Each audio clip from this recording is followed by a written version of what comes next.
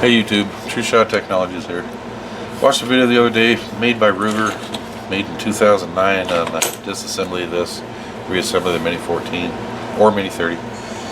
They're all the same, the action wise. This is a 581 series. I'm going to try to make this as quick and as simple as I can and try to show you what Ruger missed. There may be other videos out there that explain it, I'm not sure, I didn't go looking a long time for it. But make this short and sweet as can.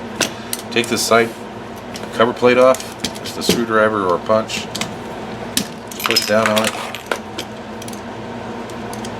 take that piece out, take your plunger and spring out, set it on the top of the rifle, top down, take the spring out, recoil spring, take the recoil spring coupler out and its pin. They come out real easy, nothing's tight there. Put it back up, top of the rifle up, just pull your slide back. You might have to hold it back here just to keep it up so it'll slide back. Get it all the way to the rear. Start coming forward.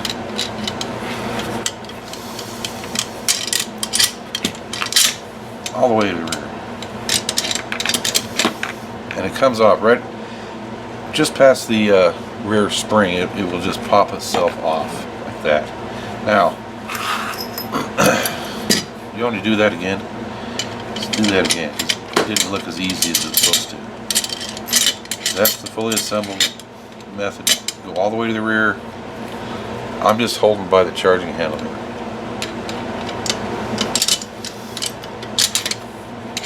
Or I can hold up front, it doesn't matter.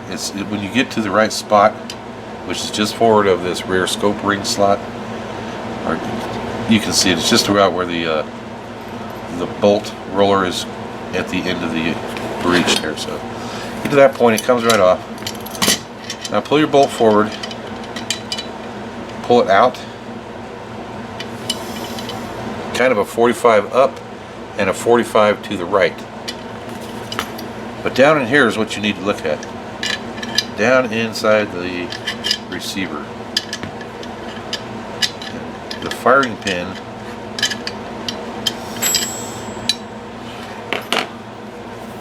if you look, try to find it here. There's a view. If you look right in there, this round opening with the slot in the bottom, that slot, that little opening at the bottom of the round part is for the firing pin, the back side of the firing pin. So when you're putting this back in, you kind of put it in at an angle both ways again, and if you're just looking down there, as long as you get it through that slot, that firing pin, it's very easy to get back in and out too. Hold it up where you can see down in there. You might have to wiggle a little bit. Now that the firing pin doesn't line up when it's coming out because it comes out the side over here. Going back in, it does have to go in that little slot. The firing pin, the back of the firing pin has to go in that little slot. Once you get it in there, you just get it where it'll move like this. You pull it back a little ways and you can put your op rod back on.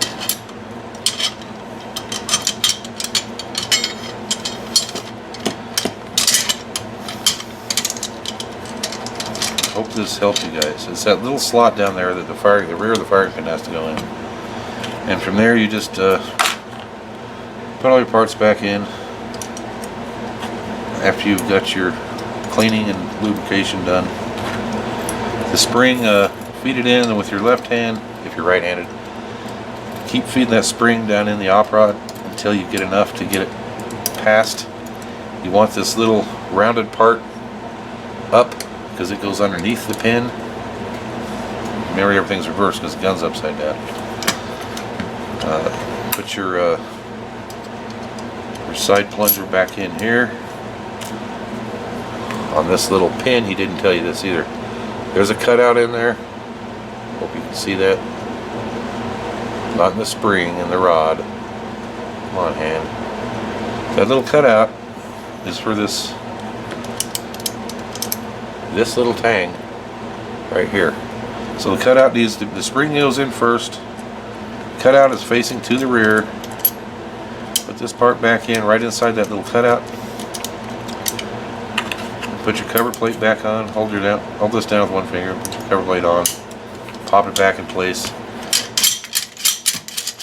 And you're ready to go. Hope that helped you with this. It's just the trick to getting that bolt in and out easy. Again, I'm trying to show you with it assembled, if you can see it. I don't know if you can or not. If there's a little cutout in there, and that's for the rear part of the firing pin that sticks out, a little dog leg. Okay. Once you get it down, I suggest you go ahead and take the bolt. The bolt is the hard part, obviously. It doesn't have to be though. So once you've done it once, just keep doing it like 10 or 15 times in a row until you got it down. Then next time you get out and shoot and come back in for cleaning, you'll be a lot better off. You'll remember, hopefully, what you did. Now you can come back and refer to this video. That's all I wanted to do. It just bothered me. The rigger didn't show you that, so I was going to do a video, and I finally got around to doing it. Thanks for watching the video. Leave comments if you feel like it. Stay safe and have fun.